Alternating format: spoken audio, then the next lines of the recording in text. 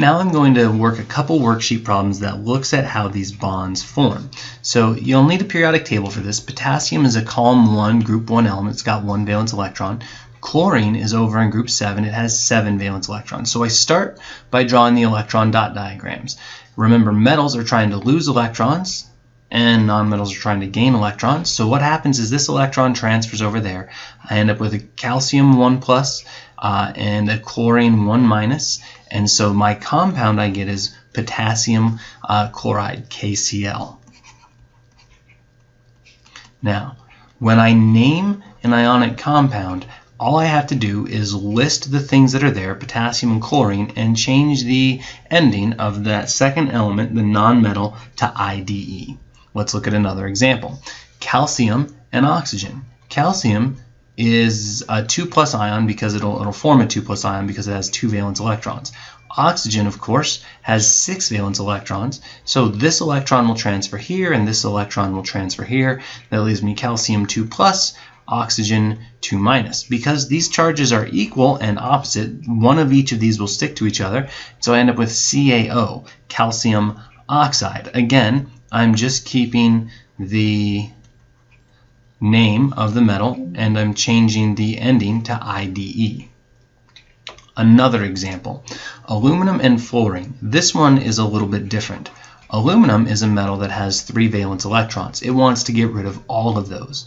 Fluorine is a nonmetal that has 7 valence electrons. It only has room for 1 of those. However, there's no rule that says I have to just have 1 fluorine take the electrons.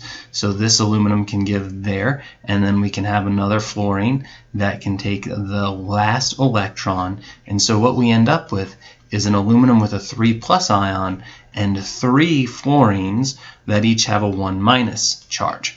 Now that means aluminum fluoride, AlF3, is not a 1-to-1 ratio but a 1-to-3 ratio, and that's what these little subscripts mean, right? If there is no subscript, it's understood to be a 1. So Al is 1 aluminum ion for every 3 fluorine ions. And again, the name on this is pretty easy. It's just aluminum fluoride, Fluoride. We just changed that ending to IDE.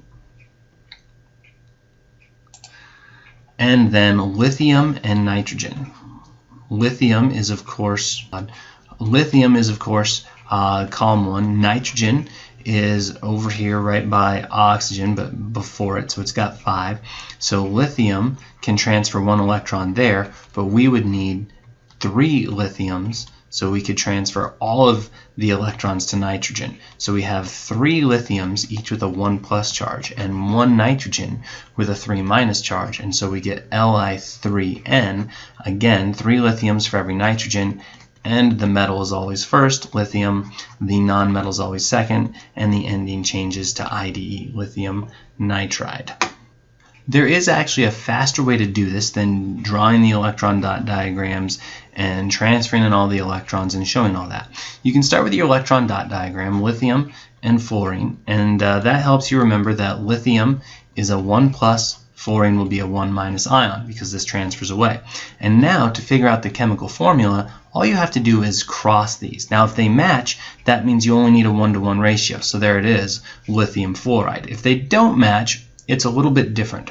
Well, it actually, okay, so magnesium 2, chlorine 7, 1, 2, 3, 4, 5, 6, 7. So these both transfer out. And then we see that the chlorine has a place for 1 electron, so it's of course a 1 minus.